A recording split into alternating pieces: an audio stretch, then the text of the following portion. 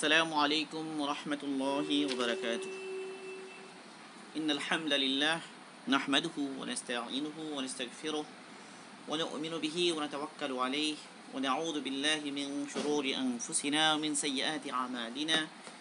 من يهده الله فلا مضل له ومن يضلل فلا هادي له ونشهد أن لا إله إلا الله وحده لا شريك له ونشهد أن سيدنا مولانا محمدا عبده ورسوله صلى الله عليه وعلى آله وأصحابه وبارك وسلم تسليما كثيرا أما بعد. فأعوذ بالله من الشيطان الرجيم. بسم الله الرحمن الرحيم. ومن يخرج من بيته مهاجرا إلى الله ورسوله ثم يدركه الموت فقد وقع أجره على الله. صدق الله المولان العظيم وصدق رسوله النبي الكريم. باب الإخلاص وإحضار النية في جميع الأعمال والأقوال البارزة والخفية. وعن أمير المؤمنين أبي حفص عمر بن الخطاب رضي الله تعالى عنه قال: سمعت رسول الله صلى الله عليه وسلم يقول: إنما الأعمال بالنيات وإنما لكل امرئ ما نوى فمن كانت هجرته إلى الله ورسوله فهجرته إلى الله ورسوله ومن كانت هجرته لدنيا يصيبها أو امرأة ينكحها فهجرته إلى ما هاجر إليه أو كما قال عليه الصلاة والسلام. আলহামদুলিল্লাহ, আমাদের আজকের এটি চতুর্থ দর্স। ইন্নামাল আমালু বিন্নিয়াত যে হাদিস, সে হাদিসের উপরেই আমাদের আলোচনা চলছে। তো আমরা এই হাদিসের তিনটা অংশ, প্রথম অংশে আলোচনা আমরা শেষ করেছি আলহামদুলিল্লাহ, প্রথম এবং দ্বিতীয় অংশ ইন্নামাল আমালু বিন্নিয়াত এবং ইন্নামা লিকুল্লি ইমরিইম মা নাওয়া, এতটুকু আলোচনা আমরা করেছি আলহামদুলিল্লাহ আল্লাহ পাকের তৌফিকে।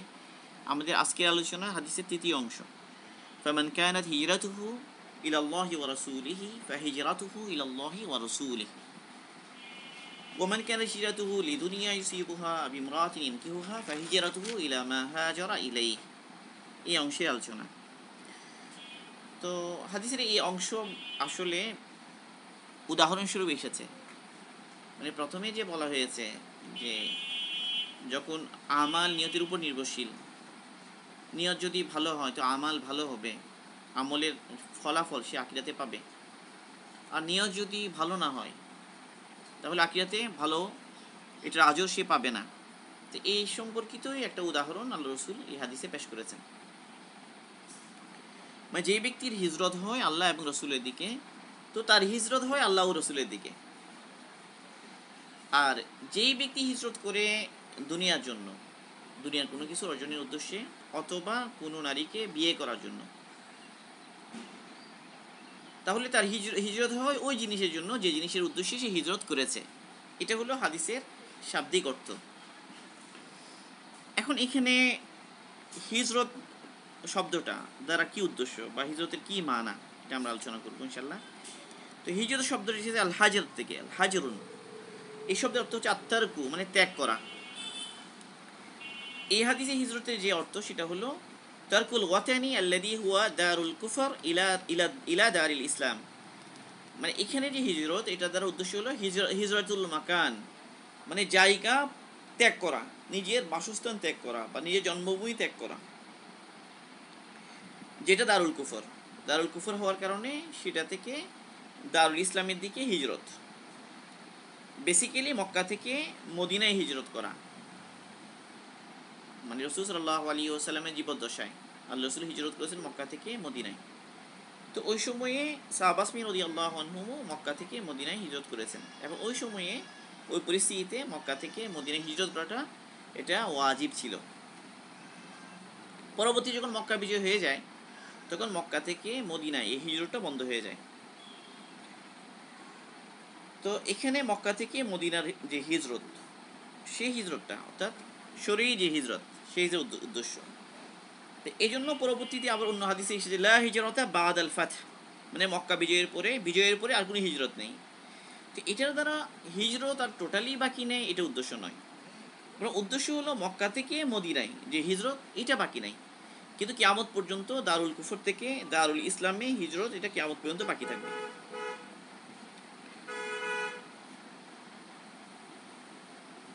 এটা একটা বিষয়। এখন এখানে যে বলা হলো যে ফামান কানাত হিজরাতুহু ইলাল্লাহি ওয়া রাসূলিহি ফাহিজরাতুহু ইলাল্লাহি ওয়া রাসূলিহি, যে ব্যক্তি হিজরত করলো আল্লাহ এবং আল্লাহ রসুলের দিকে, তার হিজরত আল্লাহ এবং আল্লাহ রসুলের দিকেই হলো। এখন কথা হলো, এই কথাটা অনেকটা এমন হয়ে গেল যে আল্লাহ এবং আল্লাহ রসুলের দিকে যে হিজরত, সেটাই আল্লাহ এবং আল্লাহ রসুলের দিকে হিজরত। তাহলে একই জিনিসটাই তো বলা হলো, মানে এইভাবে বলা হলো কেন? এখানে একটা জিনিস এটা বোঝার। তো আসলে এই কথাটা মেইনলি আল্লাহ এবং আল্লাহর দিকে, আল্লাহ রসুলের দিকে হিজরতের যে মাহাত্ম্য বর্ণনা করার জন্য এভাবে বলা হয়েছে। মানে একজন কবি ছিলেন, আরব কবি, তিনি, তার একটা শেয়ার আছে, তিনি ওই কবিতার মধ্যে বলেছেন যে আনা আবু নাজমি শেয়ারি শেয়ারি, আমি কবিতার বাবা, মানে আমি কবিতার বাবা, আমার কবিতাই কবিতা। তো এখানে মেনলি উনি যে বলে যে আমার কবিতাই কবিতা, উদ্দেশ্য কি? ওনার কবিতার মাহাত্ম্য বর্ণনা করা, তাজিম বর্ণনা করা, মানে কবিতা আমিই লিখি সেটা, বা আমি লিখলে সেটাই কবিতা হয়, এরকম ব্যাপারটা। মানে এটা অহংকার করার জন্য, গর্ব করার জন্য তিনি বলেছেন শেয়ারি শেয়ারি, আমার যে শেয়ার এটাই শেয়ার। তো এখানেও আল্লাহ পাকের দিকে হিজরতের তাজিম, বড়াই, মাহাত্ম্য বর্ণনা করার জন্য এখানে এইভাবে বলেছেন ফামান কানাত হিজরাতুহু ইলাল্লাহি ওয়া রাসূলিহি ফাহিজরাতুহু ইলাল্লাহি ওয়া রাসূলিহি, যার হিজরত হয় আল্লাহ এবং রাসূলের দিকে, সে প্রকৃতই আল্লাহ এবং আল্লাহ রাসূলের দিকে হিজরত করলো। মানে এই হিজরতটা আল্লাহর দিকে হিজরত হিসেবে গ্রান্টেড হবে, কবুল হবে, এবং সে এটা নেকি পাবে। তার বিপরীত যদি হয় ফামান কানাত হিজরাতুহু লিদুনিয়া ইউসিবুহা আও ইমরাআতিন ইয়ানকিহুহা, আর যে ব্যক্তি হিজরত করলো, যার হিজরত হলো এই উদ্দেশ্যে যে দুনিয়ার কোনো জিনিস সে অর্জন করবে অথবা কোনো মহিলাকে বিয়ে করবে, এই উদ্দেশ্যে যদি হিজরত করে, হিজরত এটা অনেক দামি বিষয়, এটা প্রথম অংশ থেকেই বোঝা গেল, অনেক মহান একটা আমাল হিজরত। এবং সেই কাজটাই সে করলো এই জন্য যেন দুনিয়ার কোনো মাল, দুনিয়ার কোনো দৌলত তার অর্জন হয়, অথবা কোনো মেয়েকে বিবাহ করা উদ্দেশ্য হয়। তাহলে তার উদ্দেশ্যটা, যে হিজরতটা ওই জন্যই হবে, মানে প্রকৃত যে হিজরত সেটা হবে না, বরং এটা হিজরতের যে নেকি সেটাও সে পাবে না। তো এখানে এই যে হিজরত করার ব্যাপারে বলা হলো যে তার হিজরতটা দুনিয়া অর্জনের জন্য। তো এখানে প্রথম অংশের মধ্যে আরেকটা বিষয় যে বলা হলো যে আল্লাহ এবং রসুলের দিকে হিজরত, একবার আল্লাহর দিকে বলা হলো, আবার সাথে রসুলের দিকেও বলা হলো। তো তাহলে এটা আল্লাহর দিকে হিজরত কি এক অর্থ, আর রসুলের দিকে হিজরত এটাকে আরেক অর্থ কিনা, এটা আরেকটা বিষয় না। বাস্তবে এটাও তাকিদের জন্য, জোর দেওয়ার জন্য বলা হয়েছে, কারণ আল্লাহ পাকের দিকে হিজরত মানেই রসুলের দিকে হিজরত, রসুলের দিকে হিজরত করা মানে আল্লাহ পাকের দিকে হিজরত। কারণ কোরআনে পাকে একটা আয়াত এসেছে ওমাই ইউতি রসুলা ফাকাত আতা আল্লাহ, যে ব্যক্তি রসুলের অনুসরণ করে সে আল্লাহ পাকেরই অনুসরণ করে। মানে যখনই কোথাও এই কথা বলা হবে রসুলের এতেআত করো, তাহলে বোঝা গেল সেখানে আল্লাহ পাকের এতেআত উদ্দেশ্য, রসুলকে সন্তুষ্ট করার জন্য তুমি কাজটা করো। বাস্তবে রসুলকে সন্তুষ্ট করা না, উদ্দেশ্য হলো আল্লাহ পাককে সন্তুষ্ট করা, কারণ রসুল ওই কাজেই সন্তুষ্ট হবেন যে কাজে আল্লাহ পাক সন্তুষ্ট হবেন। তো আল্লাহ এবং আল্লাহ রসুলের দিকে হিজরত। আচ্ছা, এরপরে আরেকটা বিষয়, এখানে এই বাক্যটা এরকম হলেও মানে হতো, শুদ্ধ হতো যদি এই কথা বলা হতো ফামান কানাত হিজরাতুহু ইলাল্লাহি ওয়া রাসূলিহি ফাহিজরাতুহু ইলাইহিমা। এই ইলাইহিমা মানে সর্বনাম ইউজ করেও বলা যেত যে তাদের উভয়ের দিকে হিজরত হবে। আবার আল্লাহ এবং রসুল এটা পুনরায় উল্লেখ না করে সংক্ষেপে বলে দেওয়া হলো ফামান কানাত হিজরাতুহু ইলাল্লাহি ওয়া রাসূলিহি ফাহিজরাতুহু ইলাইহিমা, তার হিজরতটা তাদের দিকেই হবে। তো এভাবেও তো বলা যেত। তো মুহাদ্দিসগণ বলেছেন এখানে আবার আল্লাহ এবং আবার রসুল কেন উল্লেখ করা হলো, কেন জিকির করা হলো? তো বলা হলো যে আল্লাহ এবং রসুলের নাম উচ্চারণ করতে স্বাদ লাগে, মজা লাগে, এখানে মহব্বতের একটা বিষয়। মানে আল্লাহ এবং আল্লাহ এবং আল্লাহ রসুল, এই শব্দগুলো উচ্চারণ করতে, জিকির করতে মজা লাগে, আল্লাহ পাকের নাম উচ্চারণ করতে মজা লাগে। এই মজা স্বাদ নেওয়ার জন্য বলা হয়েছে, বা এটা তাজিম, এটার গুরুত্ব, এটার মধ্যে নেকি, এজন্য। আর বিপরীতে আমরা দেখি যে দ্বিতীয় অংশে যে জিনিসের উল্লেখ প্রথমে হয়েছে তার উল্লেখ আর হয়নি। ওয়ামান কানাত হিজরাতুহু লিদুনিয়া ইউসিবুহা আও ইমরাআতিন ইয়ানকিহুহা ফাহিজরাতুহু ইলা দুনিয়া ইউসিবুহা আও ইমরাআতিন ইয়ানকিহুহা, এভাবে বলেননি, ওখানে সংক্ষেপ করলেন, ওখানে বললেন ফাহিজরাতুহু ইলা মা হাজারা ইলাইহি, সেখানে আর উল্লেখ করলেন না। বলে দুনিয়ার কথা প্রথমে উল্লেখ করলেন, দ্বিতীয়বার উল্লেখ করলেন না কেন? তো মুহাদ্দিসগণ বলেছেন যে দ্বিতীয়বার এই জন্য উল্লেখ করলেন না যে দুনিয়া এটা হলো নিকৃষ্ট জিনিস, পছন্দনীয় না আল্লাহ পাকের কাছে। এবং দুনিয়া শব্দটা এসেছে মানে দুনুবু থেকে। দুনুবু বলা হয় মানে নিচে হওয়া, তুচ্ছ হওয়া, তুচ্ছতা নিচতা বোঝানোর জন্য এই দুনুগুন শব্দটা ব্যবহার করা হয়। তো দুনুগুন থেকে দুনিয়া এসেছে। দুনিয়া হচ্ছে যে ইসমে তফজিল। ইসমে তফজিল বলা হয় যে মানে ডিগ্রি, ডিগ্রি আছে না, যে সুপারলেটিভ ডিগ্রি বা কম্পারেটিভ ডিগ্রি। তো সুপারলেটিভ ডিগ্রি আনার জন্য মানে তুচ্ছের মধ্যে তুচ্ছতম যদি হয় তাহলে হবে দুনিয়া। দুনিয়া হচ্ছে মধ্যে তুচ্ছতমত্ব আছে, অর্থাৎ দুনিয়ার মধ্যে তুচ্ছতা আছে। যে জিনিস তুচ্ছ ওই জিনিসকে দ্বিতীয়বার জিকির করাটা মানে এটা পছন্দনীয় না, এই জন্য আর এটা উল্লেখ করা হয়নি, সংক্ষেপ করা হয়েছে। আচ্ছা গেল। এরপরে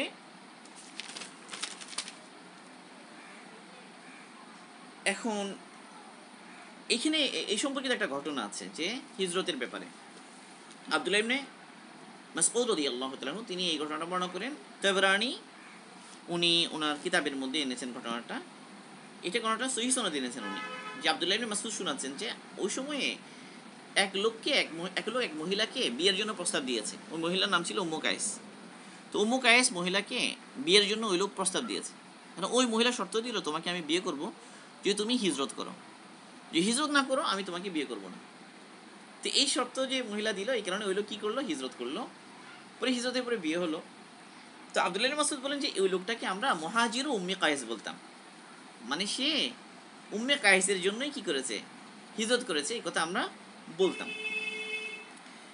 কিন্তু ইমাম ইবনু দাকিকিল ঈদ, উনি আরেকজন ইমাম হাদিসের, উনি বলেন যে আসলে এই লোকের এই ঘটনার কারণেই যে রসুল এই হাদিসটা বলেছেন, মানে এই যে এখানে এই হাদিসের মধ্যে উল্লেখ আছে যে মহিলাকে বিয়ে করার জন্য হিজরত করা, এটা যে ওই ঘটনাটারই কারণে, এটার কোনো কি নাই, প্রমাণ নাই। হতে পারে যে ওইটা একটা ঘটনা আর রসুল এটা এমনিতেই বলেছেন, এমন হতে পারে। মানে ওই ঘটনার পরেই রসুল এই কথাটা বলেছেন, এই জিনিসটা কি নাই, সাবেত নাই, প্রমাণিত নয়। যদিও বা আব্দুল্লাহ ইবনে মাসউদ বলছেন যে ওইটা ঘটনা ঘটেছে। আচ্ছা, এটা একটা প্রাসঙ্গিক একটা কথা বললাম। এখানে মহিলার কথা আবার উল্লেখ করলেন। প্রথমে দুনিয়ার কথা বললেন, আবার মহিলার কথা বললেন। মহিলার কথা উল্লেখ করার জন্য উদ্দেশ্য এটা যে মানুষ অনেক ক্ষেত্রে দিন থেকে সরে যায় মানুষ। এই যে মহিলার প্রসঙ্গে, মহিলার প্রতি আকৃষ্ট হয়ে অনেক সময়ই হয় এটা।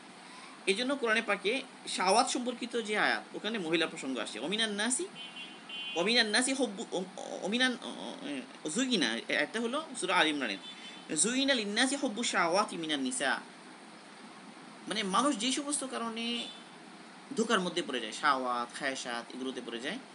তো দুনিয়াকে সাজিয়ে দেওয়া হয়েছে, দুনিয়ার মধ্যে যেগুলো খায়সাতের বস্তু এগুলোকে সুন্দর করে দেওয়া হয়েছে, সজ্জিত করে দেওয়া হয়েছে মানুষের জন্য। তো এই কথাগুলো বলতে গিয়ে প্রথমেই আল্লাহ পাক উল্লেখ করলেন নিসার কথা, মহিলার কথা। রাসূল সাল্লাল্লাহু আলাইহি ওয়াসাল্লাম হাদিসে পাক ইরশাদ করেছেন, মা তারাকতু বাদি ফিতনাতান আদররা আলার রিজালি মিনান নিসা। রাসূল সাল্লাল্লাহু আলাইহি ওয়াসাল্লাম বলেন, আমি পুরুষের জন্য মহিলার ফিতনা চাইতে বড় মারাত্মক আর কোনো ফিতনা রেখে যায়নি। রাসূল সাল্লাল্লাহু আলাইহি ওয়াসাল্লাম বলছেন, আমি দুনিয়া থেকে যাওয়ার পরে পুরুষদের জন্য মহিলাদের ফিতনা চাইতে বড় ফিতনা আর আমি রেখে যায়নি। তো এই হাদিসের মধ্যে এদিকে একটা তাম্বি, যেন আমরা ঠিক দিনই কোনো বিষয়ে ফজিলত অর্জন থেকে, নেকি অর্জন থেকে, যেন মহিলার কারণে বা এই ধরনের কোনো ফিতনা, দুনিয়া বা মহিলা এই ধরনের কোনো ফিতনায় পড়ে যেন আমরা কি না হই, মাহরুম না হই। আচ্ছা, তাহলে এখানে প্রথম অংশে বোঝা গেল যে আপনি আখিরাতের জন্য কাজ করবে সে নেকি পাবে, দুনিয়ার জন্য হলে পাবে না। তো এভাবে এটা একটা উদাহরণ। এভাবে সর্বক্ষেত্রেই যদি যে কোনো আমল, এটা উদ্দেশ্য ছিল দিনেরই কাজ, তো এর মধ্যে যদি দুনিয়ার উদ্দেশ্য সামিল হয়ে যায় এবং সেটাই বড় হয়ে যায়, তখন আর ওই আখিরাতের বিষয়টা সামনে রইল না, এটার কারণে নেকি পাওয়া যাবে না। কারণ কোরআনে পাকে এসেছে, মান কানা ইউরিদু হারসাদ দুনিয়া নাজিদ লাহু ফি হারসি ওয়া মান কানা ইউরিদু হারসাদ দুনিয়া হারসাল আখিরাতা নুজিদ। এই আয়াতটা তো যাই হোক, এটার উদ্দেশ্য হলো যে ব্যক্তি দুনিয়ার ফসল চাই, ওই একটা এটা আমরা অনেকেই পারি। যে ব্যক্তি দুনিয়ার ফসল কামনা করে আমি দুনিয়াতেই তাকে তার অংশ দিয়ে দিই। আর যে ব্যক্তি আকিরাতের অংশ কামনা করে, আকিরাত চায় যে, তো আকিরাতে তাকে উত্তম বদলা দেওয়া হবে। আর যে ব্যক্তি দুনিয়ার ফসল চায়, তো দুনিয়াতেই দেওয়া হবে এবং আকিরাতে সে কিছুই পাবে না। ওমা লাহু ফিল আখিরাতি মিন নসিব, আকিরাতে সে কিছুই পাবে না। যা পাওয়ার দুনিয়াতে পেয়ে গেল। তো এই আয়াতটাও এই হাদিসের সাথে প্রাসঙ্গিক, ঠিক হুবহু ওই হাদিসের মানাটা এখানে আছে। এই জন্য ইজুদ্দিন ইবনে আব্দুস সালাম একজন অনেক বড় ইমাম, তিনি একটা কথা বলেছেন যে যখনই কোনো একটা কাজের ব্যাপারে দুইটা জিনিস যুক্ত হয়ে যায়, যে দুনিয়া এবং আকিরাত, দুনিয়ার জজবও আছে, আকিরাতের জজবও আছে, কাজটা ছিল আসলে সম্পূর্ণ আকিরাতেরই দিনেরই কাজ ছিল, এর সাথে দুনিয়ার জজবা যুক্ত হয়ে গেল, এরকম যদি হয় তো তিনি বলছেন ফালা সাওয়াবা মুতলাকান, সে কোনো সওয়াবই পাবে না। অবশ্যই ইমাম গাজালি রহিমাহুল্লাহ একটু ভিন্ন কথা বলেছেন, তিনি বলেছেন যখনই মানুষের কোনো একটা কাজের মধ্যে, আমালের মধ্যে মেইনলি আকিদাতের জজবা নিয়ে এসে শুরু করেছে, কোনো কারণে দুনিয়ার জজবও এসে গেল ওখানে, এখন মাপা হবে, দেখা হবে যে কোনটা জজবা বেশি। তো যদি দেখা হয় যে দুনিয়ার জজবা এটা কম আর আকিদাতের জজবা এটা বেশি, তাহলে সে নেকি পাবে। আর যদি দুনিয়ার জজবাটা বেশি হয় অথবা সমান হয়ে যায়, তো সে নেকি পাবে না। আর অনেক সময় মানুষ অনেক আমল করে, মানে আমল করতে পারে না নিয়ত করে, কিন্তু এটার ফলাফল আল্লাহ পাক আখিরাতে দিবেন। অনেক সময় নিয়তের খবর ফেরেশতারাও জানে না। এই জন্য আবু ইয়ালা রহিমাহুল্লাহ উনি একটা মারফু হাদিস বর্ণনা করেছেন। এটার অর্থ হচ্ছে মোটামুটি এরকম, কিয়ামতের দিন আল্লাহ পাক যারা আমল লিখেন তাদেরকে বলবেন যে আমার এই বান্দার জন্য এই সওয়াব লেখো। ফেরেশতারা বলবে যে আল্লাহ, আমরা তো তার থেকে এই আমলগুলো সংরক্ষণ করিনি, মানে সেই আমলটা তো করে নি, আমরাও লিখিনি, আমাদের সহিফাতেও তা উল্লেখ নাই। তো আল্লাহ পাক বলেন আসলে সে এসবের নিয়ত করেছে, নিয়ত করার কারণে এই আমলগুলো নেকি তার জন্য লিখতে বলা হচ্ছে। আচ্ছা, এখন আমরা কিছু বিষয় আলোচনা করবো হিজরতের ব্যাপারে, যে হিজরত কত প্রকার। তো বলা হয় হিজরত হলো 3 ধরনের। এক হিজরত হলো জায়গার হিজরত, মানে হিজরাতুল মাকান বলে, স্থান পরিত্যাগ করা সম্পর্কিত হিজরত, এটা একটা। আরেকটা হলো হিজরাতুল আমাল, মানে বদ আমল ছেড়ে দেয়া, তরক করা, গুনার কাজ ছেড়ে দেয়া, এটা তো হিজরতের মান আছে। আরেকটা হলো এক ব্যক্তি বদ আমলে লিপ্ত হয়ে গেছে, এখন তার সংশোধনের জন্য হোক বা তার ক্ষতি থেকে বাঁচার জন্য হোক, তার সাথে সম্পর্ক ত্যাগ করা, এটাও এক ধরনের হিজরত। তো হিজরতুল মাকান যেটা, মানে জায়গা ছেড়ে অন্য জায়গায় চলে যাওয়া, তো এটা একটা পর্যায়ে তো আছে ওয়াজিব, মানে দারুল কুফর থেকে দারুল ইসলামের মধ্যে হিজরত করাটা ওয়াজিব। দারুল কুফর থেকে দারুল ইসলামে হিজরত করাটা কখন ওয়াজিব হবে? যখন দারুল ইসলামের মধ্যে সে শিয়ার ইসলামের উপর চলতে পারে না, মানে তার যেগুলো বিধান সেগুলো সে বাধাগ্রস্ত হয়, যেমন নামাজ পড়তে দেওয়া হয় না, আজান দিতে দেওয়া হয় না, এরকম ইসলাম প্রকাশ, যে সমস্ত কাজের দ্বারা ইসলাম প্রকাশ পায় সেই কাজগুলো করতে দেওয়া হয় না, বাধাগ্রস্ত হয় সে, আল্লাহ তাআলার হুকুম সে মানতে পারে না, একদম মানার ক্ষেত্রে বাধা দেওয়া হয়, এরকম যদি হয় তাহলে ওই ধরনের জায়গা থেকে হিজরত করাটা ওয়াজিব হবে। আর যদি এমন হয় ওটা দারুল কুফর, কিন্তু ওখানে আল্লাহ পাকের হুকুম মানতে বাধা দেওয়া হয় না বা শিয়ার ইসলামের উপর চলতে বাধা দেওয়া হয় না, সেই ক্ষেত্রে ওয়াজিব হবে না, তবে সেই ক্ষেত্রেও হিজরত করাটা মুস্তাহাব হবে, এই ধরনের ক্ষেত্রে মুস্তাহাব হবে। আরেকটা হলো যে কোনো একটা এলাকা, সেই এলাকায় থাকলে সেখানে গুনাহ এত বেশি, নাফরমানি এত বেশি, সেখানে থাকলে তো নিজের দিনের উপর চলা আসলে সম্ভব হবে না, নিজের ঈমান আখলাক ঠিক রাখা সম্ভব হবে না। তো এই ধরনের ক্ষেত্রেও কি করা উত্তম হলো, ওই সমস্ত এলাকা ছেড়ে যেখানে ঈমান আমলের উপর চলা যাবে সেই সমস্ত এলাকায় চলে যাওয়া। ধরো কেউ একটা চাকরি করে ওখানে গুনার এত বেশি পরিবেশ যে মানে সে ইচ্ছে করলেই আর গুনাহ থেকে বাঁচতে পারে। ধরা যাক যে সেখানে সুদের লেনদেন হয়, হয়তো কোনো একটা সুদী ব্যাংকে সে চাকরি করে, তাহলে তার জন্য জরুরি হবে যে সে অন্য এমন জায়গায় চলে যাওয়া যেখানে এই হারামটা আর নাই। তো এটার জন্য আমরা অবশ্যই ওলামারা বলেন যে সে আগে চেষ্টা করবে, হালাল রুজি তালাশ করবে ওইভাবে, যে তার কোনো চাকরি নাই ওইভাবেই সে তালাশ করবে, এবং তার নিয়ত থাকবে আমি যখনই একটা হালাল রুজির পেয়ে যাবো, আমি উত্তম একটা ক্ষেত্র, আমি এখানে হিজরত করে এটা ছেড়ে ওখানে চলে যাব। এটা হলো কি ওই বদ আমল যেখানে হয় এখান থেকে চলে যাও। আরেকটা এখন এর সাথে প্রাসঙ্গিক, যে একজন মুসলমানের জন্য কাফের দেশে যাওয়া যায় হবে কিনা, কাফের দেশ সেখানে যাওয়া যায় হবে কিনা। একটা হলো যে কাফের দেশে আছে সেখান থেকে দারুল ইসলামে চলে আসতে হবে যদি ইসলামের উপর থাকতে না পারে। এখন যেখানে অলরেডি কুফর গালেব, কুফর যেখানে বিজয়ী, সেখানে একজন মুসলমানের হিজরত করা বা সাময়িকভাবে হোক স্থায়ীভাবে হোক চলে যাওয়াটা জায়েজ হবে কিনা। তো উলামা ইকরাম বলেন যে একজন মানুষ কুফর যেখানে গালেব বিজয়ী সেই সমস্ত দেশে যেতে পারবে 3 শর্তে। 3টা শর্ত যদি পাওয়া যায় তাহলে তার জন্য যাওয়াটা জায়েজ হবে। প্রথম শর্ত যে তার মধ্যে এই পরিমাণ ইলম থাকতে হবে, মানে যতটুকু ইলম থাকলে সে সন্দেহে পতিত হবে না, মানে ওখানে যে তার ইমানের উপর বিভিন্ন হামলা আসবে বা বিভিন্ন বিষয়ে সে কনফিউজড হয়ে যেতে পারে, এই ধরনের কনফিউশন যদি তার মধ্যে না আসে, এই পরিমাণে ইলম তার থাকে, তার আছে, তার ইয়াকিন আছে মজবুত, তার জানা আছে দৃঢ়ভাবে, কেউ তাকে কনফিউজ করতে পারবে না, এরকম যদি হয়, প্রয়োজনীয় ইলম তার কাছে আছে, তাহলে এই শর্তটা ওই পরিমাণে ইলম থাকতে হবে, এটা একটা শর্ত। 2 নাম্বার, সে দিনের উপর মজবুত হতে হবে।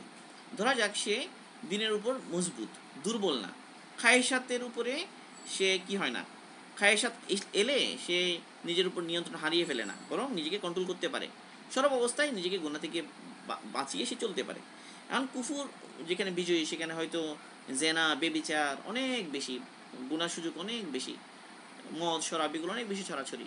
আর এখান থেকে গেলে যদি সে নিজের খায়েশাতকে দমন করতে না পারে, এরকম হয়, ওখানে গেলেই আশঙ্কা যে সে সহজেই ওই সমস্ত কাজে লিপ্ত হয়ে তার নিজের ইমান আখলাককে হারিয়ে ফেলবে, এরকম যদি হয় তো ওর জন্য জায়েজ হবে না। আর যদি না, সে এই পরিমাণ দিনের উপর মজবুত হয় যে নিজে দিনের উপর মজবুত, যত হালত আসুক না কেন, পরিস্থিতি যেমন হোক না কেন, ওখানে সে দিনের উপর চলতে পারবে, এই সত্য যদি পাওয়া যায় তাহলে তার জন্য জায়েজ হবে।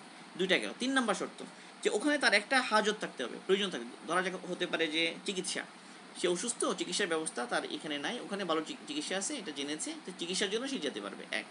অথবা সে কোনো একটা জ্ঞান অর্জনের জন্য, যেখানে তাখাসুস মানে স্পেশালিটি, যে জ্ঞানটা এখানে নাই, তার দেশে নাই, ওখানে গেলেই এই বিষয়ে সে জানতে পারবে, তো ওই 2 সত্যের সাথে এই প্রয়োজনটা আছে, তো সে যেতে পারবে।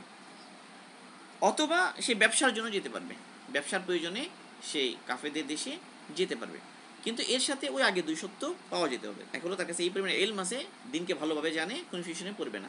2, নিজের দিনের উপর মজবুত, খায়সাত যদিও বা আসে, ওই সব অ্যাভেলেবিলিটি সত্ত্বেও গুনার সরঞ্জাম, সেই গুনার মধ্যে লিপ্ত হবে না। 3 নাম্বার হলো তার একটা হাজতও থাকতে হবে, হয়তো তার পড়াশোনার হাজত আছে, অথবা চিকিৎসার হাজত আছে, অথবা ব্যবসা, এই ধরনের কোনো একটা হাজত আছে। ওইরকম হাজত যদি থাকে তাহলে কি হবে, তার জন্য যাওয়াটা কি হবে, জায়েজ হবে।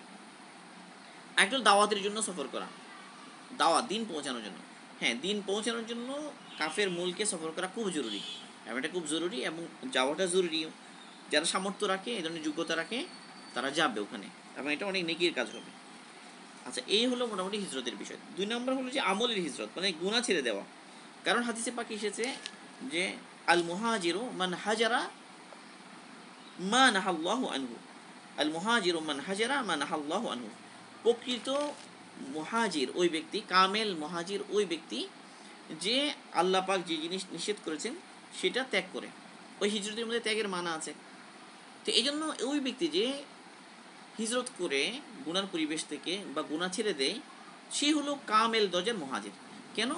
কারণ এমনিতেই হিজরত যেটা, এটা এই জন্য যে নিজের এলাকায় আল্লাহর হুকুম মানতে পারছে না, এখানে নাফরমানি হচ্ছে, গুনাহ হচ্ছে, তাহলে তার জন্য ওয়াজিব বলা হচ্ছে। কুফর যদি হয় তাহলে ওখান থেকে সে চলে যাবে। এখন সে হিজরত তো করলো, নিজের এলাকায় দিনের উপর চলতে পারবে না বলে হিজরত করলো, আর হিজরত করার পরেও সে গুনাহ চাললো না, তাহলে তো উদ্দেশ্য পূরণ হলো না।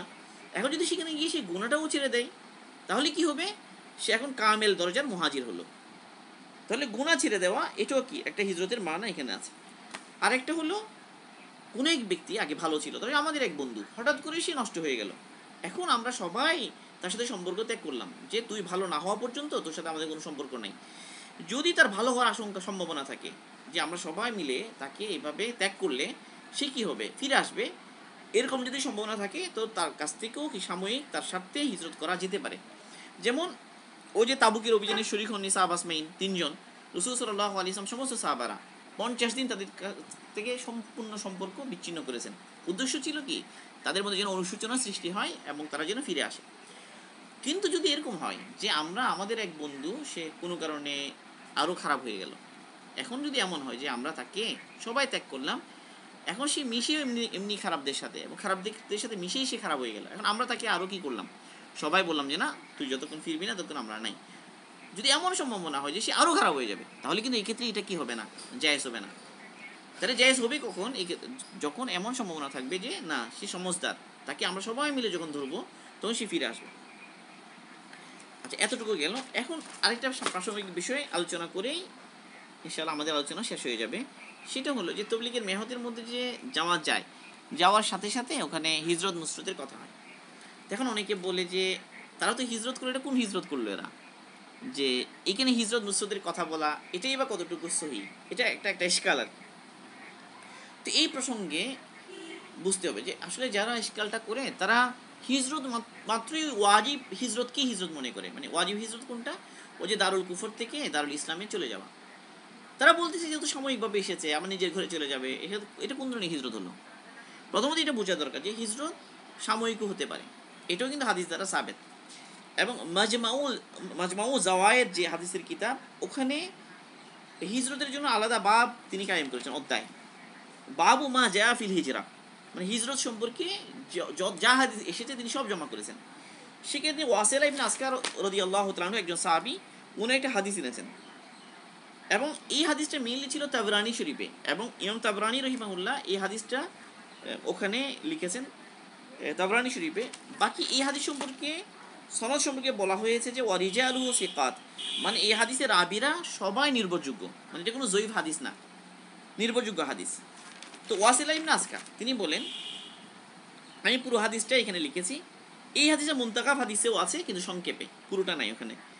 তো এখানে তিনি বলছেন যে খরাজতু মুহাজিরান ইলা রাসূলিল্লাহি সাল্লাল্লাহু আলাইহি ওয়াসাল্লাম ফাসাল্লা ফালাম্মা সাল্লামা ওয়ান নাসু মিন বাইনি খারিজিন ওয়া কায়িমিন فجعل النبي صلى الله عليه وسلم لا يرى جالسا إلا دنا إليه فسأله هل لك من حاجة وبدأ بالصف الأول ثم بالثاني ثم الثالث حتى دنا إلي فقال هل لك من حاجة قلت نعم يا رسول الله قال وما حاجتك قلت الإسلام قال هو خير لك قال وتهاجر قلت نعم قال هجرة البادية أو هجرة البتة قلت أيهما أفضل قال هجرة البتة وهجرة البتة أن تثبت مع رسول الله صلى الله عليه وسلم وهجرة البادية أن ترجع إلى باديتك وعليك السمع والطاعة في عسرك ويسرك ومكرهك ومنشتك وعثرة عليك قال بسطت يدي إليه فبايعت واستثنى لي حيث لم أستثني لنفسي قال فيما استطعت قال ونادى رسول الله صلى الله عليه وسلم في غزوة تبوك وخرجت إلى أهلي فوقفت أبي جالسا في الشمس يستدبرها فسلمت عليه بتسليم الإسلام فقال أسبوت فقلت أسلمت فقال لعل الله يجعل لنا ولك فيه خيرا فرضيت بذلك منه فذكر الحديث। হাদিস শেষ হয়ে গেল। এই হাদিসটা খুব সুন্দর। এখানে তিনি বলছেন যে আমি হিজরত করে আল্লাহ রসুলের কাছে গেলাম। আল্লাহ রসুলের কাছে যখন আমি গেলাম তখন রসুল সাল্লাল্লাহু আলাইহি ওয়াসাল্লাম নামাজের ওয়াক্ত ছিল, নামাজে দাঁড়ালেন, নামাজ শেষ করলেন। নামাজ শেষ করার পরে মানুষ কেউ বসা ছিল, কেউ উঠে যাচ্ছিল। তো রসুল সাল্লাল্লাহু, কেউ দাঁড়াচ্ছিল, কেউ বসা আছে, আর কেউ বাইরে চলে যাচ্ছিল। এখন আল্লাহ রসুল সাল্লাল্লাহু আলাইহি ওয়াসাল্লাম কী করলেন? যারা বসা আছে তাদের সবার দিকে এক একজন করে আল্লাহ রসুল মুতাওয়াজ্জহ হলেন। এক একজনের দিকে ফিরে বললেন, তোমার কোনো প্রয়োজন আছে? মানে যারা বসা আছে, এবার প্রথম কাতারে যারা ছিল প্রত্যেককে জিজ্ঞেস করলেন তোমার কোনো প্রয়োজন আছে। এরপর দ্বিতীয় সফে যারা ছিল তাদের সবাইকে জিজ্ঞেস করলেন। এরপর তৃতীয় সফে যারা ছিল তাদের সবাইকে জিজ্ঞেস করলেন। তিনি বলে অবশেষে আমার দিকে রসুল ফিরে বললেন যে তোমার কোনো প্রয়োজন আছে? আমি বললাম হ্যাঁ ইয়া রাসূলুল্লাহ, আমার প্রয়োজন আছে। বললো যে কী প্রয়োজন তোমার? তাই বললাম যে ইসলাম, মানে ইসলাম, আমি ইসলাম এর উপর থাকতে চাই, বা হয়তো ইসলাম গ্রহণ করতে এসেছেন উনি, অথবা আমি ইসলাম শিখতে চাই, এরকম। এরপর আল্লাহ সুবহানাহু এটা তোমার জন্য অনেক উত্তম হবে। তো এই আলোচনার পরে আল্লাহ তাকে জিজ্ঞেস করলেন তুমি হিজরত করেছো বা তুমি হিজরত করবে? তিনি বললেন যে নাম, হ্যাঁ ইয়া রাসূলুল্লাহ আমি হিজরত করবো। আল্লাহ রাসূল আবার জিজ্ঞেস করলেন তুমি কি হিজরতে বাদিয়া করবে না হিজরতে বাত্তা করবে? তিনি বললেন যে কোন ধরনের হিজরত উত্তম? আল্লাহ রাসূল বললেন যে হিজরতে বাত্তা। আর হিজরতে বাত্তা হলো যে হিজরত করে এসে রসুলের সাথে অবস্থান করা, মানে স্থায়ীভাবে চলে আসা এবং স্থায়ীভাবে এসে রসুলের সাথেই থাকা। আর হিজরতে বাদিয়া হচ্ছে তুমি এলে, সাময়িক তুমি রইলে, এরপর আবার তুমি তোমার পরিবারের কাছে ফিরে গেলে। তো তিনি বললেন, এতটুকু যখন আল্লাহ রাসূল বললেন, এরপরে আমি কি করলাম, আমি রসুলের হাতে বায়াত হলাম। তিনি বললেন যে হ্যাঁ তুমি দুই ধরনের হিজরতে তুমি করতে পারো, বাকি সর্বাবস্থায় তোমার যিনি জিম্মাদার থাকবেন তার কথা শোনা তোমার এবং মানা তোমার উপর জরুরি হবে, যদিও সেটা তোমার জন্য কঠিন হয় অথবা সহজ হয় অথবা তোমার অপছন্দনীয় হয় বা পছন্দনীয় হয় অথবা তোমার উপর অন্যকে প্রাধান্য দেওয়া হয়, সর্বাবস্থায় তোমাকে তোমার ওই জিম্মাদারের কথা শুনতে হবে। তিনি বলেন এরপরে আমি আমার হাত প্রসারিত করলাম, রসুলের হাতে বায়াত হলাম। তো রসুল সাল্লাল্লাহু আলাইহি ওয়াসাল্লাম আমার জন্য অনেক ছাড় দিলেন, মানে আমি যে সমস্ত ছাড় চাইনি, এ ছাড় মানে হলো হয়তো মেহনতের ক্ষেত্রে ছাড় দিলেন, যে ছাড়গুলো আমি চাইনি, এটা হলো রসুলের মেহেরবানি। রসুলের যখন দেখেন দুর্বলকে রসুল কী করেন, তার দুর্বলতা দেখেন, সহজ করেন আল্লাহ রসুল, বাড়াবাড়ি করেন না, চাপিয়ে দেন না। তো সহজ করলেন আল্লাহ রাসূল আমার জন্য। এবার রসুল কি করলেন, রসুল আমাকে বললেন ফিমাস্তাতা, তুমি যতটুকু পারো মেহনত করো। এবার রসুল সাল্লাল্লাহু আলাইহি ওয়াসাল্লাম তাবুকের অভিযানে যাওয়ার জন্য উনি কি করলেন, উনি আহ্বান করলেন। এরপরে তিনি বলেন যে আমি আমার অবশেষে আমার বাড়িতে ফিরে এলাম, আমার পিতাকে পেলাম, সূর্যকে পিঠ দিয়ে উনি রোদ পোহাচ্ছেন। আমি তাকে সালাম দিলাম ইসলামের তরিকায়। আমি যখন সালাম দিলে তিনি বললেন যে তুমি কি হয়ে গেল, তোমার ধর্ম ত্যাগ করেছো? তো আমি বললাম হ্যাঁ, আমি মুসলমান হয়ে গিয়েছি। তো তার আব্বা বললেন হয়তো এর মধ্যে আল্লাহ পাক তোমার জন্য এবং আমাদের জন্য কল্যাণ রেখেছেন। তো তিনি বলেন যে ওয়াসিলা ইবনে আসকা বলেন যে আমার আব্বার কথা শুনে আমি আর খুব ভালো লাগলো। এই হলো মোটামুটি হাদিস, পুরো হাদিসটা। তাহলে এখানে দুই ধরনের হিজরত এলো, হিজরতে বাত্তা এবং হিজরতে বাদিয়া। তাহলে বোঝা গেল সাময়িকভাবে হিজরত করা এটাও কি হতে পারে, হতে পারে এটা। এবং মুল্লা আলী কারি রহিমাহুল্লাহ মিরকাতুল মাফাতি এই কিতাবে এই হাদিসের ব্যাখ্যায় তিনি বলেছেন যে হিজরতের মধ্যে কি কি হতে পারে। এই কথা প্রসঙ্গে উনি বলেছেন যে মিনহা আল হিজরাতু মিন দিয়ারিল বেদাতি ইলা বিলাদি সুন্নাহ ওয়াল হিজরাতু লিতালাবিল ইলম ওয়া তারকুল ওয়াতানি লিতাহসিলিল হজ। তিনি বলেছেন হিজরতের মধ্যে যেখানে বেশি বেদাত আছে সে এলাকা ত্যাগ করে যেখানে সুন্নাহ আছে সেখানে চলে যাওয়া, এটাও শামিল। ইলম তলব করার জন্য স্থান পরিবর্তন করা, এটাও শামিল। হজ করার জন্য নিজের এলাকা ছেড়ে যাওয়া, এটাও শামিল। তাহলে মানে বোঝা গেল যে দিনের অন্য কোনো প্রয়োজনের জন্য যদি সাময়িক যায় কেউ, তো এটাও হিজরতের মধ্যে অন্তর্ভুক্ত হবে। তো এই হলো মোটামুটি হিজরতের মানা। তো এই জন্য মোটামুটি আলোচনা এতটুকুই। আল্লাহ পাক আমাদের সবাইকে আমাদের প্রত্যেকটা কাজ আমাদের নিয়ত যেন সহি হয় বা করার তৌফিক দান করেন। আচ্ছা, আরেকটা বিষয় হলো আমরা প্রথম দিন যে বলেছিলাম যে মুখে বলা জরুরি না, অন্তরেরটাই হলো গণ্য হবে। তো এই পক্ষে দলিল হলো যে কেউ নামাজের মধ্যে বললো যে সে পড়ছে আসলে আসরের নামাজ, তো আসরের নামাজ পড়তে দাঁড়িয়েছে, তার মনে আছে, তো মুখ দিয়ে সে বললো যে আমি জোহরের নামাজ, আল্লাহর ওয়াস্তে আমি জোহরের নামাজ পড়ছি, যদিও মুখে বলা দরকার নেই, সে বললো। তো মুখে বললো জোহর, আসলে দিলে আছে আসর, তো কোনটা গ্রহণযোগ্য হবে? বলে তার আসরের নামাজ হয়ে যাবে এর মাধ্যমে। এই কথা বলা হবে না, মুখে যেহেতু জোহর বলেছে আর আসরের নামাজ হয় না, এই কথা মনে করা হবে না, কারণ অন্তরে যেটা নিয়ত এটাই আসল। এটা ওই আগের প্রসঙ্গে বললাম। এই হলো মোটামুটি আমাদের আলোচনা। আল্লাহ পাক আমাদের সবাইকে প্রত্যেক আমালের মধ্যে নিজের নিয়তকে সঠিক রেখে সুন্নাহ মোতাবেক সমস্ত আমাল করার তৌফিক দান করেন। সুবহানাল্লাহি ওয়া বিহামদিহি সুবহানাকাল্লাহুম্মা বিহামদিকা আশহাদু আল্লা ইলাহা ইল্লা আনতা আস্তাগফিরুকা ওয়া আতুবু ইলাইক। আমাদের এই প্রথম হাদিসটা আজকে শেষ হলো আলহামদুলিল্লাহ। তো আসলে হাদিসগুলো সরাসরি শোনা দরকার, কারণ হাদিসের মধ্যে মানে সরাসরি শোনার একটা কি আছে, গুরুত্ব আছে। তো এই যে এখন এটা কিন্তু সরাসরির মধ্যে গণ্য হবে, রেকর্ড শুনলে কিন্তু সরাসরি শোনার মধ্যে গণ্য হবে না। এখন যেটা এটা সরাসরি শোনার বরকত পাওয়া যাবে ইনশাআল্লাহ। আল্লাহ পাক আমাদের সবাইকে তৌফিক দান করুন।